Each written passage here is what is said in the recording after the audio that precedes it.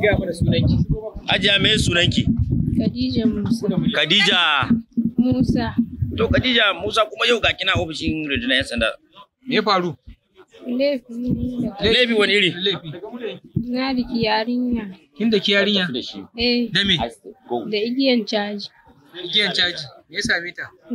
Bayan nan kuma da safe washe gari karfe 3 ta rasu. Ta rasu? Eh. Me ta miki ka dake ta? Ta yi kashi. Kashi? Eh. Yarki bace?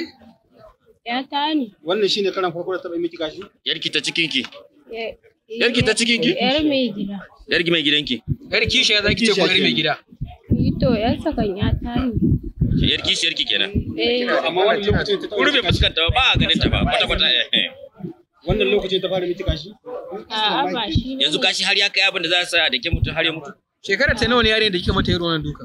Shekaran ta Uku. Da me kika dike ta da shi? da igiyan caji. Igiyan mene? Igiyan caji. Wayar caji. Kin dake ta da kan ne ko da wayar? A da wayan ne. A kai kika dake ta ko a jiki? A jiki. Wani gari kenan? A Bauchi. Kuma shine ta? Yanda ke shi ne. yanzu ya kika ji da kika kashe ta? Na kashe ta kuma. To ai ta rasu. Ta rasu to. To ya kika ji a ranki? Na ji ba da adiman ni ma tun da ko muna tare ma da ita. Amma kamar kina da ciki ba. Yanzu yarki ce ya zaki ji, na yarki ce ya zaki ji. In ta kici yar ya zaki ji. Yanda na ji ma haka zan ji tunda ban dake ta da niyyar in kashe ta ba. To amma har da caja za a dike mutum da igiyan caja. Shekara 3 ki zaki zanya ta da Shekara 3 is a very small. yanzu ke aka dake da igiyar caji ya zaki ji. Zan ji. Na? To yanzu kuma mun zo mun sake samun wani yanayi na abin tausayi.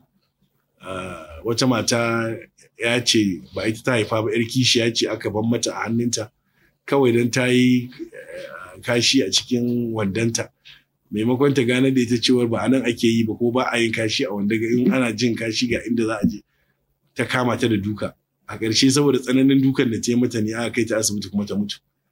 Yarinya ai shekara 5. Wannan bai nuna cewar imani da tausayi da aka san mata da shi ba. Gaskiya babu shi a nan. Abin ya zama dabbanci, abin ya zama abin babu daɗin ji. Yana da matuƙar sosare. Yaro ɗan shekara 5 a yi mai ta'addancin da za a kashe shi a raba shi da duniya babu gaira ba dalili. So ina kira ga mata, iyayenmu ne, 'yan uwanmu ne, yayyinmu ne, 'ya'yanmu ne. Ya kamata mu gane gaskiyar magana cewar zazzafan kishin nan da zai janyo mana matsala a rayuwarmu da ta mutanen family ɗinmu ba abu ne wanda yake zai sama mana ɗa mai ido ba.